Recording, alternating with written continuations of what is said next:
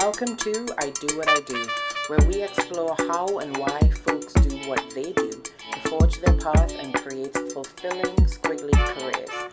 I'm Zara Bartels, once a dancer, now a creative operator. And in this space season, we're in London, once my home for many years. So whether you're an aspiring entrepreneur, a creative soul, or just curious about what makes people tick, have a listen. You'll be inspired to do what you do better. Let's go. Tania Rahman, welcome. Hello. Welcome to I Do What I Do. Thank you so much for joining me. Thank you for having me. I'm so gassed to be here. You're one of those people where I'm always like, we had the most random serendipitous meeting, but it's always nice. We stay connected. And as you said, like via Instagram mainly, we haven't seen each other, but I came to your restaurant when you first opened it in Wandsworth, Chit Chaat Chai. We met at Stack Overflow, which is where you were before. And then, because I announced I was leaving the country, we had coffee the other day. I was like, oh my gosh, you've had a squiggly career. You're perfect for this. So thank you so much, Of course, there's very few people that I've known for over a decade, Sarah. Really? We've known each other for a decade. We have known each other for a decade. And kept in touch as well. Yes. So yeah, when you announced you're leaving, I was like, oh my God, this has to be the moment we meet after so long. Oh, cheers. Oh, right, cheers. Yeah, that's good. Yeah? Yeah, and I'm not a rum drinker, but... Welcome to Angostura 1990. Nice. Now you can add that onto your list. Lovely. Good. So, Tania, you are a founder, an investor, and a Samosa queen. I'm also going to add sales guru to that. I'm also going to add TV presenter to that. Like, those are all things that add to you. And I think the sales part especially serve your ongoing career really well. But we met at Stack Overflow. What were you doing at Stack? So my job at Stack was essentially like sales recruitment. So Stack Overflow, those of you that don't know, but if you're a software developer, it's like the holy grail for software developers. Yeah. And then the monetization of the company was recruitment ads, really. We used to find some of the best tech companies that we know that raise money, cold call them and be like, hey, you just raised a bunch of money. You're going to need developers. Why don't you advertise on our website? And that's when I met you, because I saw Rolly had just fundraised at the time. Yeah. And I was like, I'm going to contact this lady called Zara. I don't know who she is. Never and I know I came to your office. That's right. Yeah. And I came to yours as well in Hackney. Yeah. We probably did get a bucket load of developers. That's why I wanted to add sales to that, because I think even though before you said that you were doing not necessarily specifically recruitment sales, you had started at another company. You didn't mention which ones, but you had two others that had gone to Unicorn. You said that you were lucky enough to add sales. With all the sales that you do, and then you went into being a restaurateur, and now you're a VC. And I feel like there's a thread there. Different types of sales, but also all about making connections with people. So from my perspective, when I looked at that, I just thought you made constant connections all the way through. And I even think the fact that we've stayed connected is testament to that. Where do you think that comes from?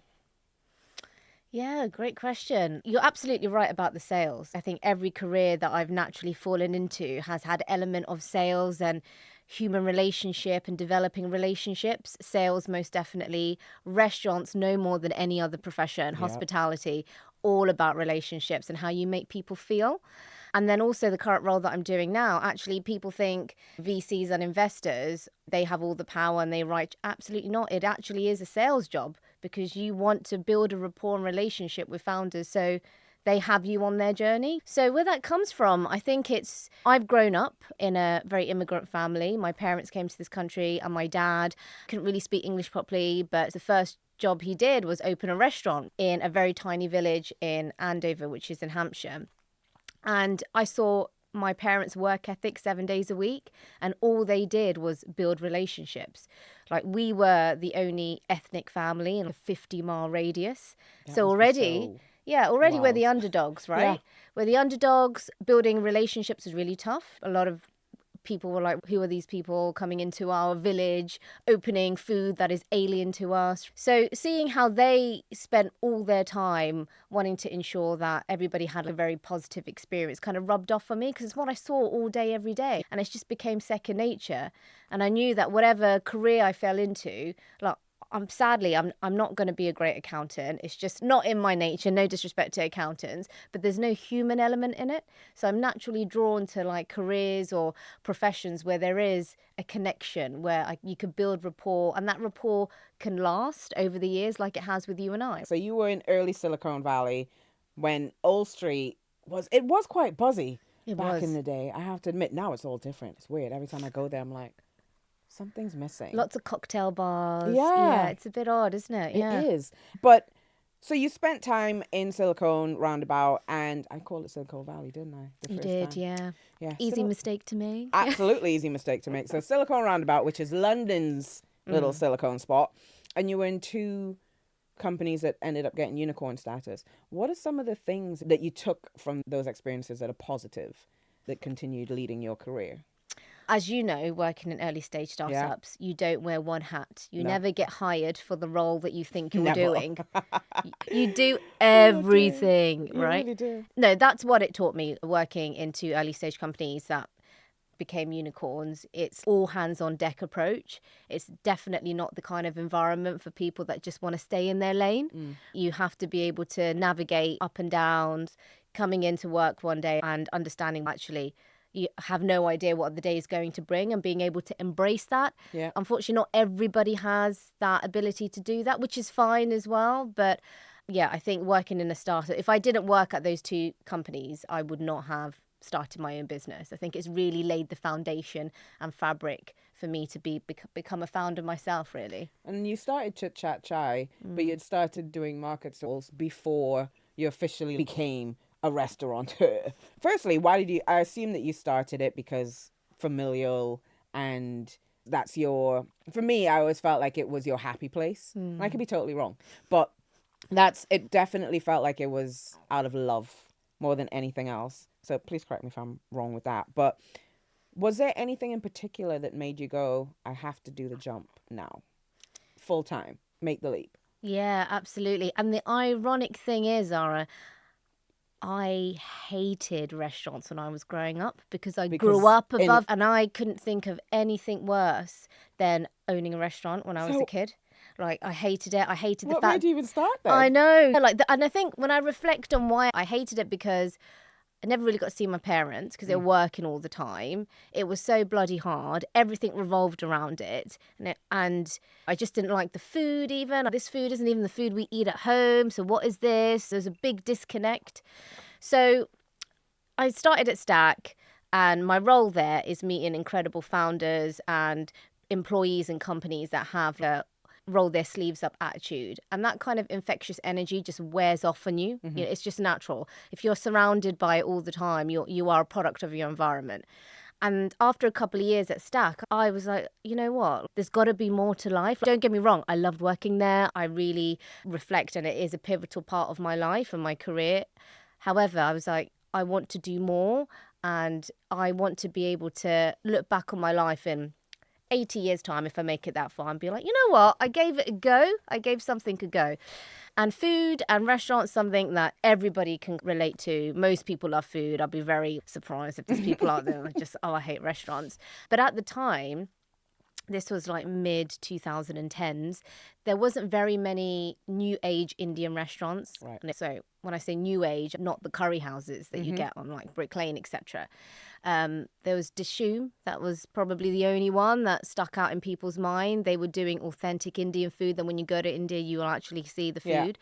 But no one else was doing that. And the thing for me that I loved eating growing up was street food. There was Street food is always a better option. Street food in any culture. 100%. That's the essence of a country's culture, is the street food. It's the people that cook it, the vendors, their hustler mentality. And it's always cooked with love. 100%. And you can tell the difference, right? Totally. So I was like, where can I get street food in London, Indian food? There isn't anywhere. And the ones that you can get it are a little bit like, I don't know if I want to go for the experience. I might have to take an Amodia with me, like one of those. Yeah. And yeah, like I grew up, like I said, in a very non-diverse town, and a big part of my 20s and late 20s was also figuring out who I was from an identity standpoint. So the Chit Chaat Chai, Such a good name. Thank Such you. a good name. I always thought that.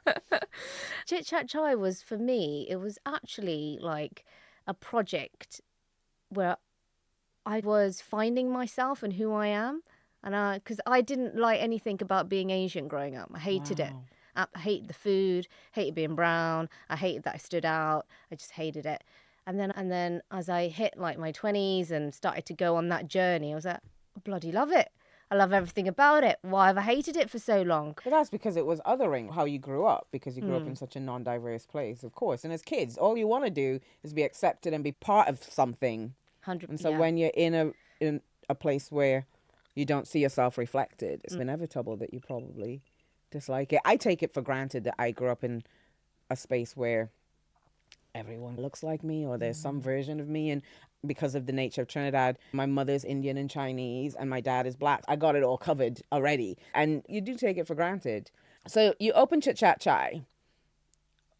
And I don't think anyone has ever said the restaurant business is easy. No one has said, no one ever, right? It was like 7 years? 7 years. So you had this restaurant for 7 years. After being in tech recruitment, you went into this restaurant. 7 years. In that 7 years, what did it give to you? What did it give to me other than PTSD? We got to talk about the PTSD as well. Maybe another session, really. No, it gave me so much. I can't even begin to tell you. It gave me a sense of purpose that I never felt before. It gave me a reason to want to, sounds bad, but actually want to wake up. I'm not a morning person. That's not a bad thing. That's actually one of my questions. Yeah. What gets you up every morning? It was Chit Chat Chai. Not for necessarily always the good reasons. There were bad times. I was like, I got to get up because you also had a restaurant through the pandemic.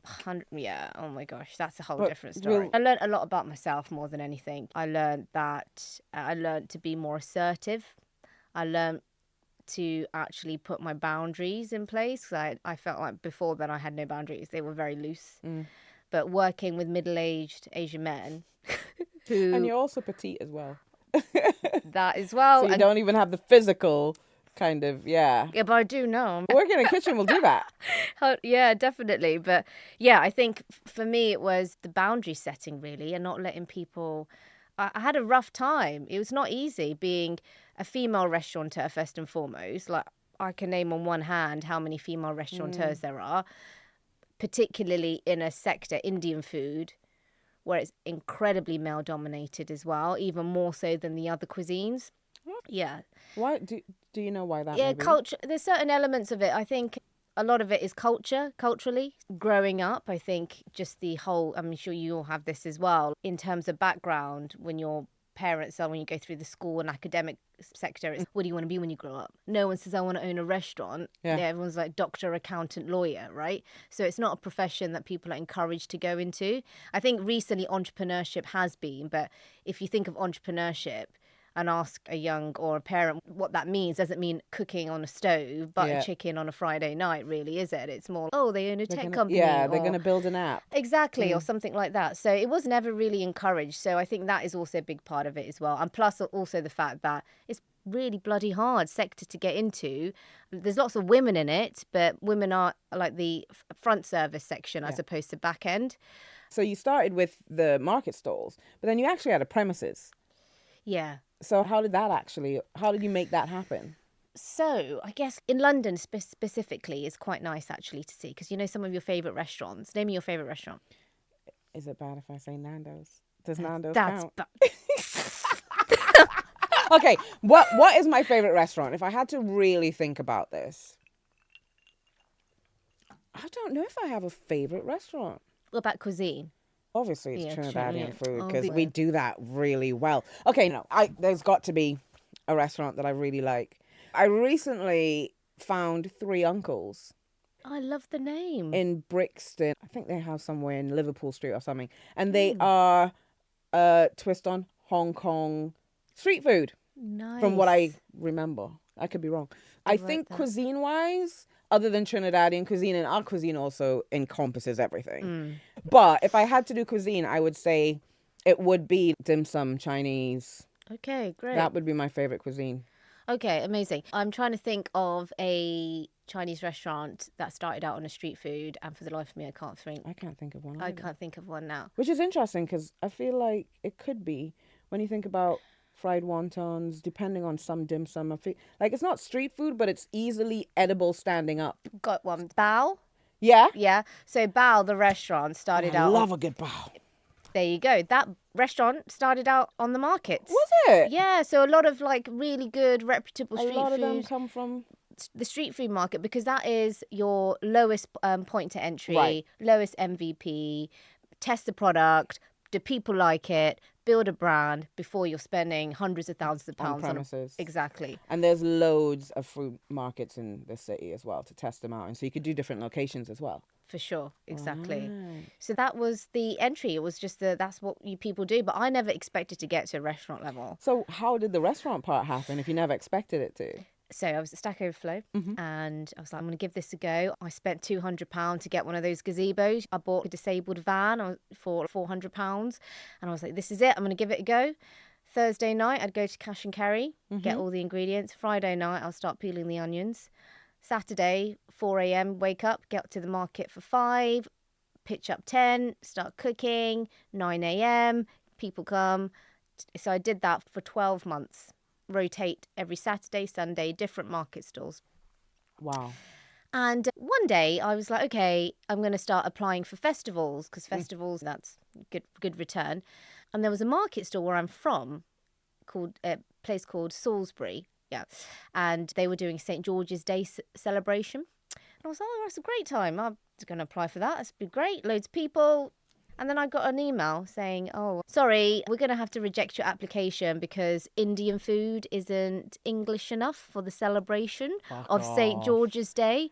Which, Woo, that is so many levels. Yeah, oh, my God. Which, I don't know if you know this, but St. George is Palestinian. Yeah. That's Yeah. why I said there's so many levels. And- that's what I found hilarious about this year and the St. George's Parade, because I was looking at it going, y'all have no idea, do you? They have no Exactly. actual idea. Flinging this flag all over the place and you have no idea. Yeah. So that's what happened. And I sat there, I know, right? And I look back on it. I was at work at Stack Overflow and I get this email and my face just like, I was like, oh. But because I'm used to this growing up, I felt a twitch coming across, but I was like, I'm used to these twitches, so it'll go away. But this time I was like, no, I don't want this twitch to go away. This ain't right. So I was like, you know what? I'm going to put it on my Twitter. Like any good old And this was when story. Twitter was still good. Yeah. 2 hours later, front page, BBC News, everything. It just took over. It was actually mental. How did I miss this? Yeah, it was mad. But also, I've never been a huge Twitter person, I have to admit. But how did I miss that? Yeah, it was crazy. So off the back of that, I was like, you know what? It's either go hard or go home. I've got to give it a go. I'm never going to get All this eyes on you level of now, PR ever again. So I thought, sod it. Let me remortgage my flat at the time that I worked really hard to save up for and just go all in. Wow. Thinking back on the journey, would you do anything, any part of it different? And maybe I shouldn't say this, but I'm going to say it anyway because I think it's important.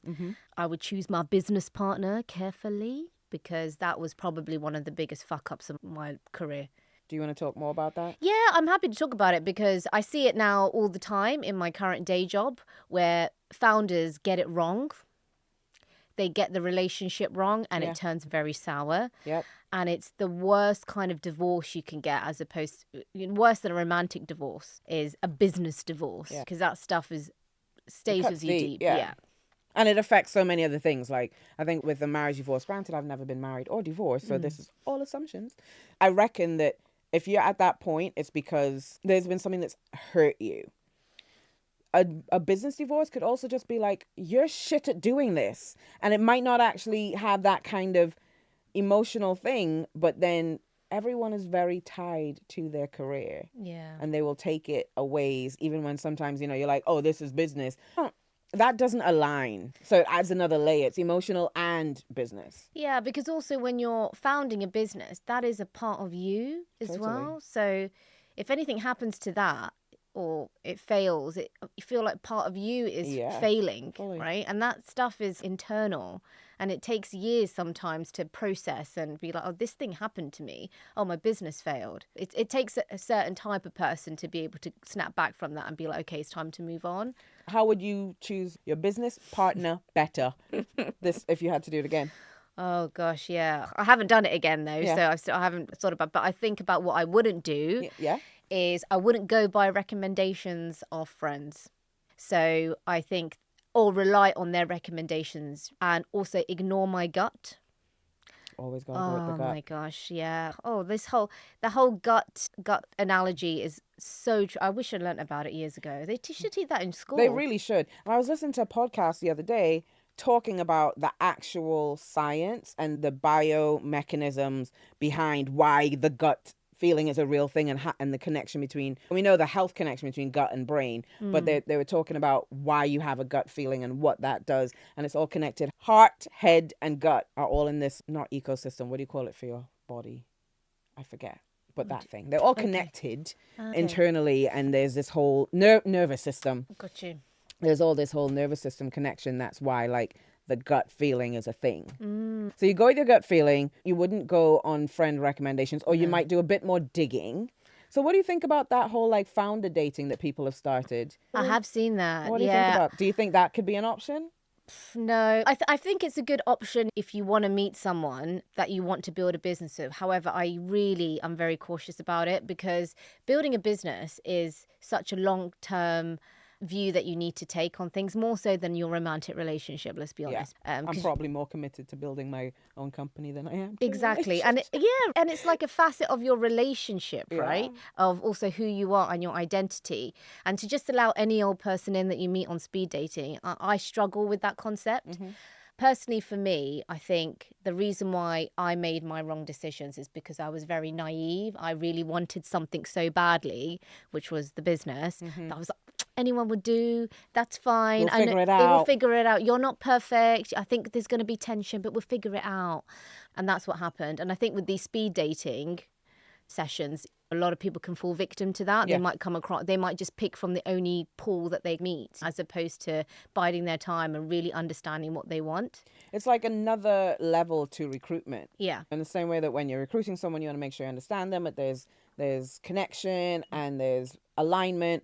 But when it's founder, there needs to be an even deeper level of beyond the connection and alignment. I think it has to also deal with a 5-year plan and what do you really want from this life and what are you willing to give? Yeah. Because it's not an employee-employer relationship. Exactly. And I mean, if you look at employee-employer relationships, the recruitment process, it's not, the average recruitment interview process is 5 to 7 interviews. Yeah. Which is so wrong. Yeah. You know? But I think for founders, it should be at least. It should, exactly. And maybe like a couple 3-hour-long catch-ups and talks. And so would you do a solopreneur if that were the case? If you had this hindsight? So this is the thing. Because I've had my experience of what I did, so I actually went through the business divorce, so full-on litigation, whole shebang. Yeah.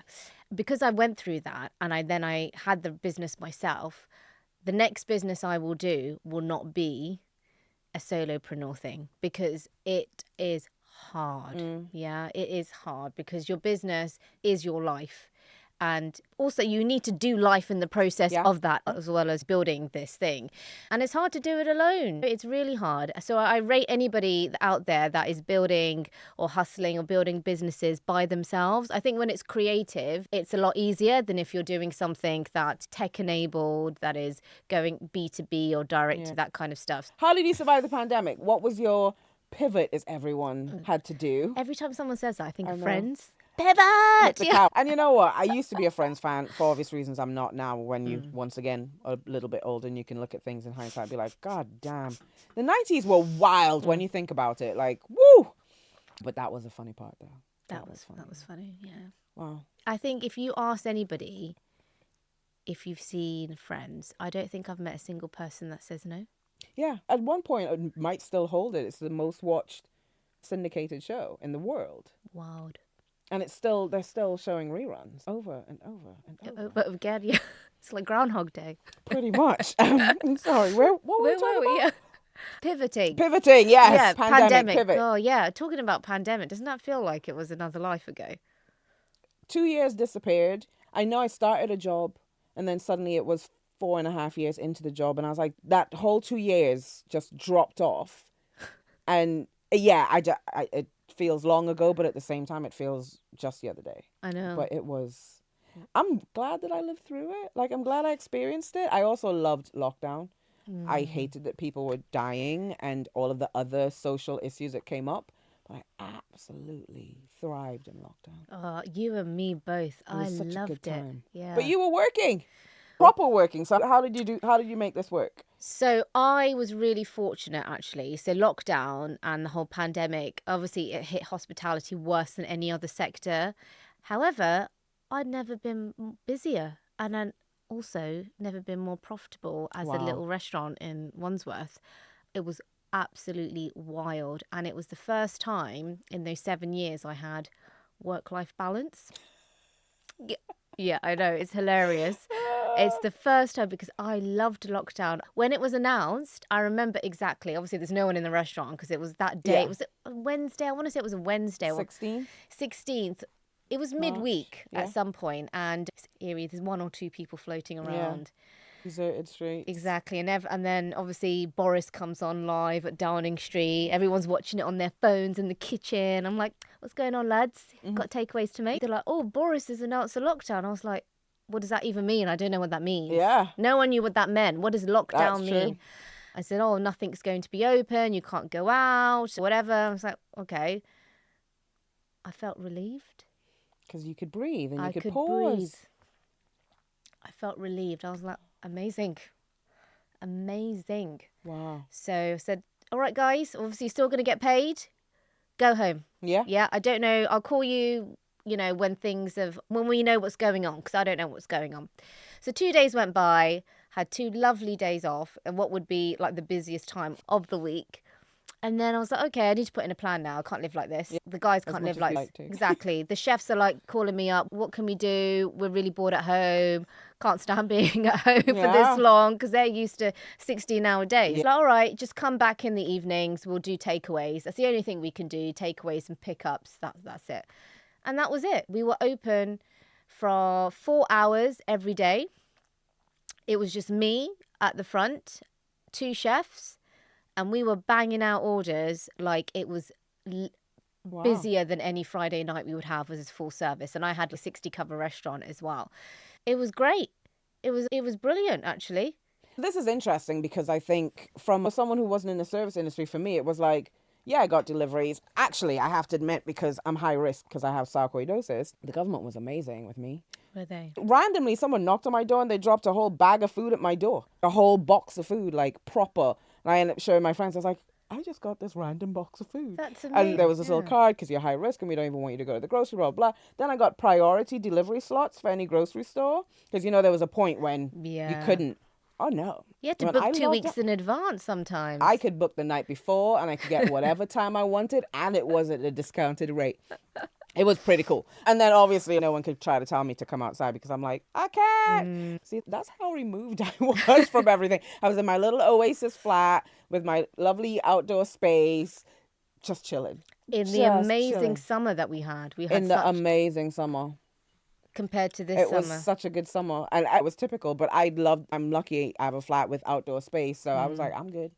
I'm good. What made you decide to leave the restaurant and go into VC world?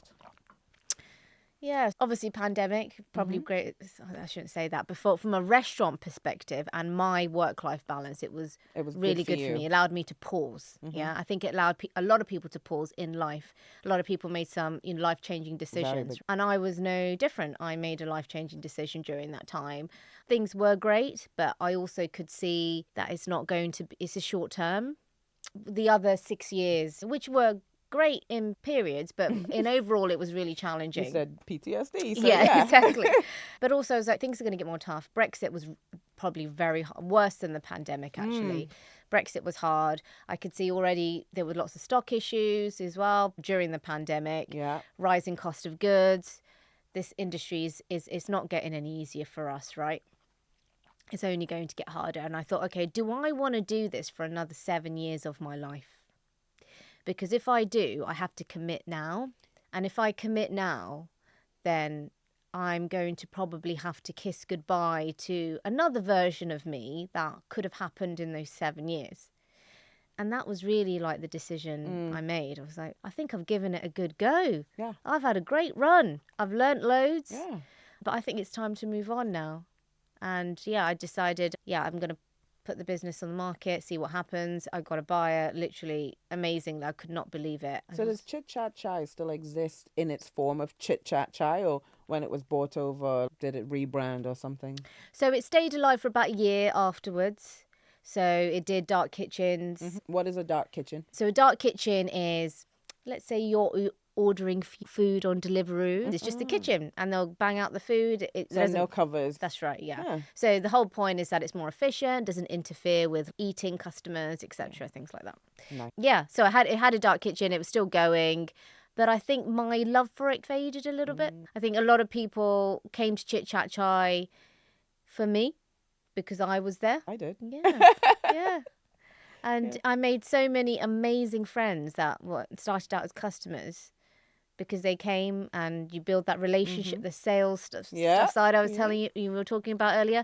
And that was gone when it's dark kitchen, right? You can't connect with the brand. I think the best brands, if you think about that you love, are the ones that you can connect with. So you decided to go into VC, but before that you went and you did your master's, right? Got your MBA. Do you think you'll use your MBA? No. Neither do I. No. It's just 3 letters. Literally, it is just 3 letters. It's so funny. I know I chose to do mine because I was transitioning careers and I was like, at least they know I know the theory. Why did you choose venture capital as opposed to any other thing, or even going back into startup and tech world? Yeah, so I did my MBA the same reason as you, because transitioning careers. Because weirdly enough, even though I had a career before, and I built a business for 7 years, I won a bunch of awards and been on TV and whatever, I felt so unemployable. That's wild. It is. Why do you think you felt unemployable? It's just, I feel like I felt really disconnected from people that were in corporate as well. When I'd speak to them over the 7 years I'd had the restaurant, we're having conversations. I'm like, I don't understand any of this because even though it's actually the same, right? They're talking about strategy. They're talking about sales. You don't use the buzzwords in real life. You don't. Corporate love a buzzword. You just get on with it in real life. You just hustle and get on with it, right? And I prefer that. That is me all over. I just like getting on with things. We don't need a theory. No. We just need to do. Yeah, exactly. We don't need to circle back. Yeah. Circle back. That is one of the things I'm really looking forward to not engaging with, building my own consultancy. I don't want to use those words. Oh my God, honestly. Right. So right. Because we will digress. Okay. You decided MBA for similar reasons, get the theory of it, get that underneath. You felt disconnected, even though you thought you were unemployable, which is wild because you're probably way more employable than anyone who went straight into like even a consultancy business. And then you decided on VC. What made you decide VC specifically? I think VC was a natural choice for me because I was on the MBA. I don't know if you felt this. So it's obviously a very competitive environment. Yeah. And you get all these companies trying to entice you to join after your MBA. All the consultancy firms, all of the major like blue chip firms would come, FTSE. Yeah, exactly. All of that. And I'd be like, God, that is so boring. That is so dull. I couldn't think of anything worse working for, sounds, again, I don't want to, but one of the big fours and things like that. I just didn't see myself there, like culturally as well. I couldn't see myself fitting in. That's not what I want. I thought, what do I really like doing? What do I love? And I had to really reflect. And I thought throughout the period of when I had the restaurant, I fundraised and was fortunate enough to raise money from investors. And throughout that was really difficult because I was a solopreneur, raising money, 5'1" Asian woman, right? Trying to get money from my Indian restaurant. And I spoke to 25 different investors and I spoke to one woman of those 25.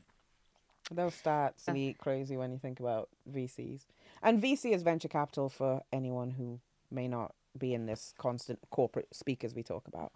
Yeah, so I thought this is weird. And the questions I was being asked, again, I normalized it as, of course, they're going to ask me, what am I going to do if I get married? What would happen to the business? Or do I have a partner? Or have I thought about future-proofing the business for life events, which they basically is an underlying tone for if you get pregnant? I'm not even kidding. These are the questions. And I think if you ask a lot of female founders, they get these questions. I just thought that's just part of it. But then only as the years went by, did I realise, no, my male counterparts were not getting these questions. Which would be hilarious. I think they should. Because they're going to get married as well. A baby's going to come. Kids. They're going to have life events, not beyond just kids. Yeah. And of those investors, sadly, I didn't really see anyone that kind of looked like me or I could see myself with. And it just felt quite a little bit performative on my side as well. I thought, this is weird. This is odd. I would love to change that a little bit, but I didn't know how. And then venture capital, this investment role came around, and I was like, actually, one of the things I've experienced is obviously unconscious bias throughout my fundraising process. And through that, the stats are absolutely shocking. Only 2% of venture capital money goes into female founders. Less than that goes into black founders. Yep. What is this? And a big part of that chronic issue is the fact that the people writing the checks don't look like and don't appreciate the value of it. Exactly. And that's what we need to change, is having more investors that look like the founders that they invest in, sitting on the other side of the table. And that's why I went into VC, really, for that reason. I just think irrespective of where you come from, what social class you are, what ethnic background you are, everyone deserves to be heard, really. And that's not what's happening at the moment. And I think one of the things that's really overlooked when people are thinking about VCs is the fact that your VC just doesn't write a check and disappear. They're part of the journey. Underrepresented founders also want to be able to connect with that person who's going to be part of how this business grows, how this business develops. So having VCs who connect with them beyond just, oh yeah, I get your business, but also we all know that there's cultural connections that are just the intangible bits, the parts that are just completely understood. I think it's really helpful and important. And so you've always had a focus on making inclusive spaces, right? That's a thread through what you've done with how you approach your work at Stack, with Chit Chaat Chai, with what you're doing now. Is there anything in particular as a VC when you're looking at companies and founders, or when you're supporting them even when they're in your fold? How do you kind of balance that, or how do you make sure that they are looking at it with an inclusive approach? Firstly, it's really got me thinking, actually, because I don't think a lot of investors think like that. Or to the question that you've asked, that is not something that has ever been brought up in any board meeting I've been. How are you thinking about your customer in an inclusive way? Yeah, really? Yeah. That's interesting to me. Yeah, exactly. I think it's something that's not talked about enough.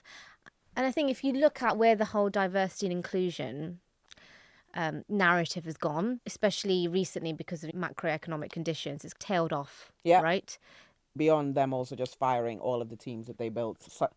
Yeah, exactly. It's tailed off. And that conversation, that the reason why it's not being brought back to the board table, right? Because it's tailed off and because of the departments have been cut.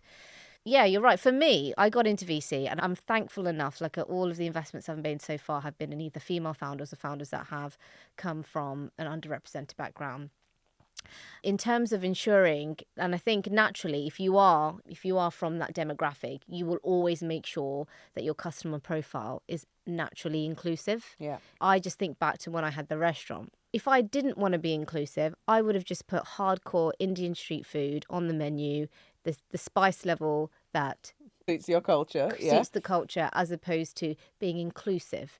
But that's not something that came into my forefront. It was like, you have to be inclusive. That's the only way I know how to be. Whereas I think if it comes from another angle, it's something that needs to be consciously brought to the forefront, because for immigrant children, it is a subconscious thought, especially if you're immigrant raised in the UK. If you're not an immigrant child, it's not a thought. It's not even a thought. Yeah. It doesn't even come into your way of life. Yeah. Oh, why should, if you're a white male, as an example, and you're applying for a role in finance and you're called James Smith, why would you ever think, Actually, if my name was Mohammed Khan, that person might get you wouldn't. an inferior experience or a second grade experience to them. They wouldn't ever think like that, right? Inherent in being in the immigrant life, which is true. I'm really surprised that question isn't asked about. Also because if you are coming from a background that isn't underrepresented or considered minoritized, those are also the people that you want as well, because they spend money too. And you know what I mean? I think it's really interesting that organizations across the board don't recognize that you are leaving a lot of money on the table, or a lot of customers on the table, just because you're not thinking, maybe I should make sure that these people feel welcome. Yeah, I think you should, Zara, because let's just use the beauty industry as an example. Yeah, growing up, could you find a foundation that matched your skin tone? Maybe. So, funnily enough, because of where I grew up, there was a makeup company called Sasha Cosmetics. So yes. Mm-hmm. However, I know the situation. I'm very aware of it. And I guess what's more realistic is that my point shoes weren't my skin color. Right. And I had to actively make them my skin color by taking foundation and changing the color of my point shoes. And now, like literally the last 2 years, they've made point shoes of different shades and tights of different shades. Yeah, so what I love seeing now is that their big corporations are now moving to becoming more inclusive, not because it's the right thing to do. But there's money on the table. They're doing it because it's a monetary gain. Yep. So if you look at the beauty industry now, Fenty Beauty, the rise of inclusive shade. And probably back in the day was the closest. Yeah. And even that wasn't as wide as it should have been. Yeah, exactly. Yeah. And then now you've got the swimwear industry. Now you've got modest swimwear, which is popping off, like or modest sports athletic. Yeah. Nike are now doing like athletic hijabs and stuff like that. Why? Because there's a demand for it, and also that demand's going to drive revenue. So. And also because it's the global majority that everyone's forgetting. Like at the end of the day, there are more people from underrepresented and oppressed backgrounds than there are not. As a VC and as you develop your portfolio, is there anything in particular that you want to say maybe try to change about the industry, other than the obvious things we've just talked about regarding increasing diversity? Yeah, in terms of change, I think the only way we can get more investment into Black, brown, Asian founders is if we have more people that look like them writing the checks. And VC is a very closed door sector. It's incredibly difficult to get into, even with an MBA and founding a business, etc. It's very tough. It's still very much on the basis of which school did you go to? Did you go to the Oxbridges? Or do you have a CFA? What's a CFA? A corporate finance accountancy degree. Yeah. Or if you've got an ACCA, which is also an accounting degree. What does that sound? Accounting. Something. Neither of us are accountants. Exactly. Why are you even trying? But ACCA, which any accountant understands, is it 5 exams that they do? Oh, something like that. But it takes 18 months or something to do it. But there's lots of barriers when there shouldn't be barriers. So until that changes, I think the stat of 2% and less than 0.5%, sadly to say, will still remain at that level or waver between that level. I want to say in our lifetime that's going to change to 50-50. Yeah. I don't believe that. What about taking it out of the hands of the big corporates and making VCs that are maybe a little bit smaller? What if you started your own shop that was all about people who could identify good opportunities, take money from some random ass people? Yeah. I think, look, there are some amazing VCs that are smaller that focus on that as well. Cornerstone VC is one specifically, one that's just started. X Capital is another. And this other girl who just came out of Google Ventures, I feel like the name of her VC is called Typeform or Type. Oh, I don't know that. Check it out. I will check it out. Like 2 weeks brand new. Really? She was apparently the youngest partner at Google Ventures. She's like 26. Really? I did not know that. Okay, I need to look that one up. Okay, I will check that out. So yeah, that's true. They are growing. So are we going to see a Tania Rahman? That is in the pipeline. Nice. Maybe not. I can't confirm. But yeah, 100%. I would love that. But I don't think if the fundamentals of VC funds, the people that invest in the funds, it's like the same issue, really. Well, I guess that's why a whole bunch of rappers are starting them, right?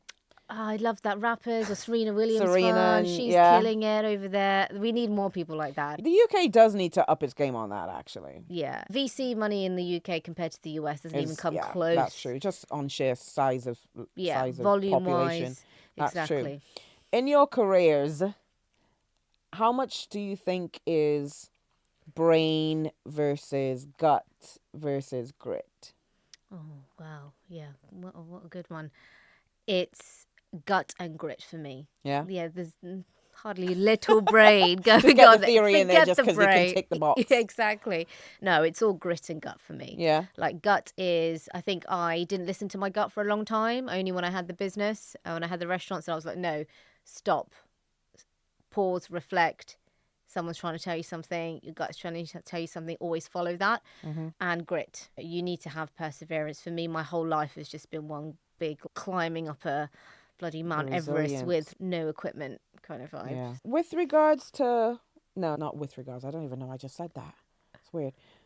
If you had to get a performance review, as in not performance review in the way that we do, but a report card, your report card, like we did when we got in school, what do you think your report card would say now? So I don't know whether you had this, but back in school, they never used the word grit. Grit was only a thing that What did they say? Conscientious. That is the official, the polite way to say gritty. She's very conscientious. See, my teachers just used to be like, Zara doesn't know when to stop. She don't know when to stop. I believe that. You don't know when to stop, and that's a good thing. In all forms of it. They were right. Yeah, conscientious, aka gritty, always tries her best. And that is true. I try my best. Yeah. I'm not going to be the best. I'm never going to get an A star, but I'll work really hard and maybe get an A plus, not an A star. But yeah, that's probably what they would say. Nice. And Tania, what will you do? What will I do? I'll give this VC stuff a go for a good few years and make sure we invest in some brilliant businesses that go on and, change the world. I absolutely would love to do that. And then after that, who knows? But there will be something. Nice.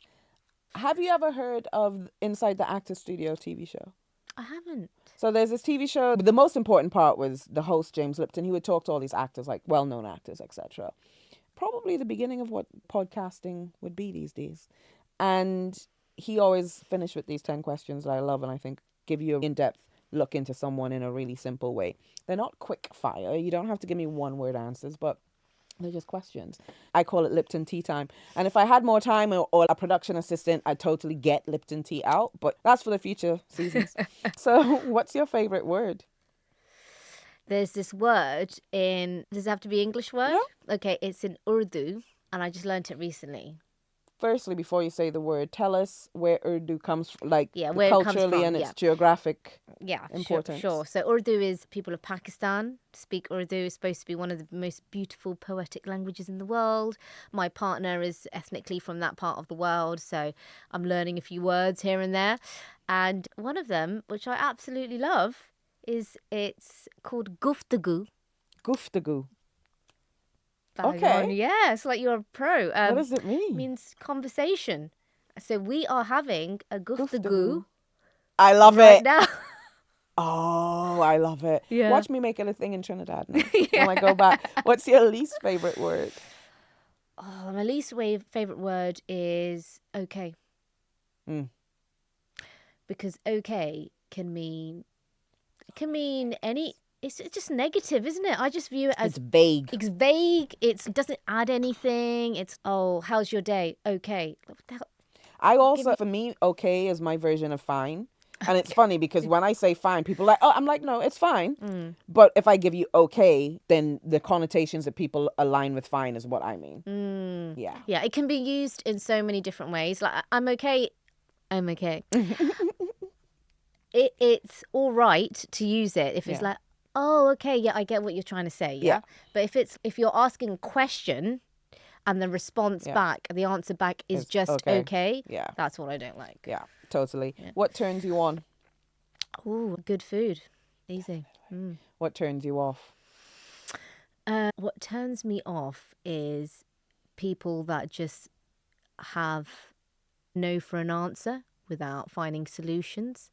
Just no. Yeah. I'm like, but what does that like? It really bugs me when I get that. So there's no such thing really as no. You could if you wanted to, but you don't want to. That's which the is point, why it's right? a no. You could if you wanted to. Exactly. What sound or noise do you love?